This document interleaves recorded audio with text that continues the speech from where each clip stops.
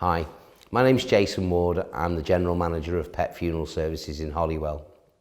In my day-to-day work, I have to have difficult conversations with families about their intentions of perhaps having their pets put to sleep at the end of their life. And there are many, many reasons why people have to make this decision. So I thought we'd have some conversation about the way that families arrive at the decision to have their pets put to sleep and how they cope with it and deal with it emotionally. When is the right time to put your pet to sleep? It's a very difficult subject. It's something that people agonise about every single day. And the truth is, there is no right and wrong answer for many of these times. Often, as pets get older and older, the difference between how they were yesterday and how they were today isn't huge, but you can see that they've had enough and that life is difficult, and that we, as pet owners, everything we do is about making their life easy, about making them comfortable, about making sure that they're well.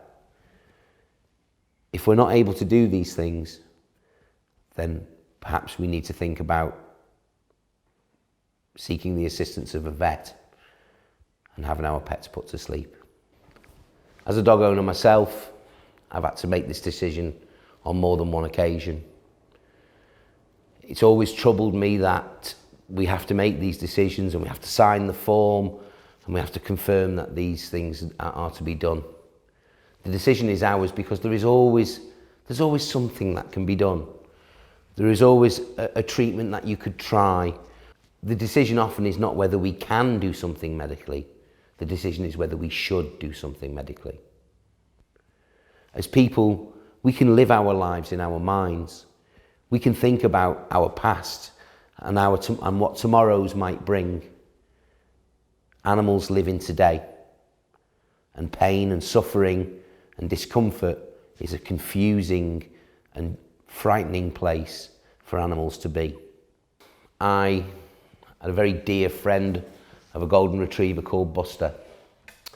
He'd been slowing down over the years, as golden retrievers do, and his movement had become restricted by arthritis. As he seemed to be sort of having a little bit discomfort, we had some tablets for him to reduce the inflammation in his joints, but we weren't always convinced that they fully controlled the pain, or that he always felt himself when he was taking these tablets. But we soldiered on, and he had a grand old age. His retirement spent here with families coming and stroking him and spending his time, but he never really did all of the things that he really enjoyed. His favourite thing in the whole world was to come out in the van with me. He loved to just be with me, even if we were travelling around in the car. But getting in and out of the car had become extremely painful for him, with the pain in his shoulders. And I never took him out anymore. And he always used to look so incredibly disappointed when I told him, "No, you're not coming in the car with me today, Buster." And I can remember walking one day where we'd come through, and we had to just go down 2 steps. And as we went down the 2 steps, he yelped and looked at me, and I realised that he was expecting me to protect him from pain. And I couldn't. I couldn't protect him from that pain anymore. So we had to make that decision. And the vet came to the house, and we gave him a sedative, and the vet gently took his life. But he was no longer in pain. Not everybody's experience is the same. Sometimes the decision can be taken completely out of your hands.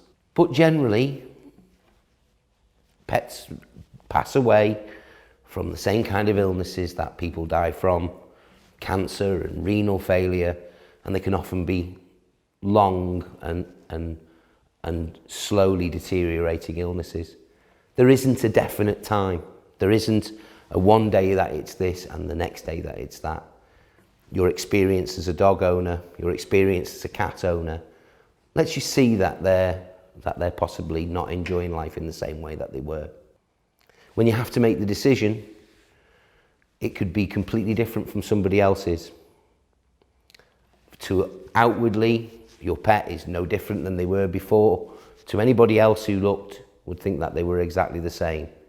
But for you, you know in yourself that they've had enough and they're struggling to cope.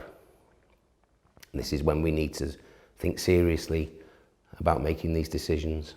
It's a very difficult decision to make. With any form of bereavement, there is always going to be a process where you will feel guilt. If you've had been a part of the decision-making process, then you're always going to doubt yourself about when the right time would be. But the truth is that it takes years of experience with your own dog to know that they've had enough and that their time when they're enjoying life has come to an end. And that's when we need to make the decision. If it is your responsibility to make this decision, don't grieve that it's you who has to make up the mind. It's a privilege that we've earned through companionship with our special friends and the love that we've shared. The downside of that is that nobody else can make that decision for you. They can't make the decision for themselves. So unfortunately, we have to do it. Grief and the grieving process follows a specific pattern. We're familiar with angry reactions and guilt and these and other feelings that are stirred up by the loss that we feel. Again, it's important to embrace these feelings and talk about them, but at no point should you blame yourself for the decision that you've made. What's understood by everybody who has ever had to make this decision is that it's made clearly and selflessly and done for the well-being of your companion. After the decision has been made and the euthanasia has been carried out, people often feel a great sense of relief. The decision has been like a cloud hanging over them for some time. But to know that your pets are no longer suffering is often a great relief to many people. But a grieving process must be started. There are going to be difficult times. We're likely to feel anger. We're likely to feel guilt. We had to make the decision. We were always going to wish to punish ourselves for a decision which wasn't really ours. We were just asked to make it. Remember that we make this decision out of love and out of dedication to our pets because we wouldn't want anyone else to have to make that decision. These are very difficult subjects to talk about, but it's through talking that we will support people and help them to come to terms with these terrible moments in our lives. Thank you very much for listening to me. If you feel that you need to talk to someone about these feelings, professional help can be sought via the Blue Cross. Your GP will always be happy to talk about any feelings that you have if you're finding it difficult to cope. If you have any questions surrounding what happens with pets after they've passed away, our helpline will always be available for people who wish to have a chat.